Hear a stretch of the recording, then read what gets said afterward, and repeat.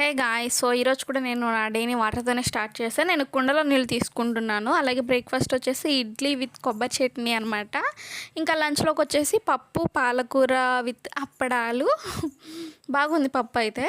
ఇంకా నేను డిన్నర్లోకి వచ్చేసి ఓన్లీ రాగి జావే తీసుకున్నాను. ఎప్పటి నుండో అట్లా నైట్ ఓన్లీ రాగి జావే తీసుకుందాం అనుకుంటున్నాను, కానీ తీసుకోలేకపోతున్నా. బట్ ఏదేమైనా కానీ నేను రాగి జావే తీసుకోవాలి అని చెప్పేసి ఈరోజు తీసుకున్నా అనమాట. ఇది నేను 6:30 కల్లా ఫినిష్ అయిపోయింది నా డిన్నర్. సో అసలు ఏంటో ఈ ఎండలు మాత్రం మామూలుగా లేవు. అసలు నేను ఏంటంటే నైట్ టైం నాకు నిద్ర రాదు.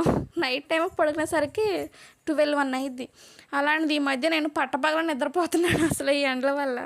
3కి పడుకుని 5:45కి లేచాను. అసలు ఏం ఎండలో బాబోయ్, నాకైతే అసలు నేను అసలుకే బయటికి వెళ్ళను. ఇంట్లో ఉన్నా కానీ అసలు మామూలుగా లేదు.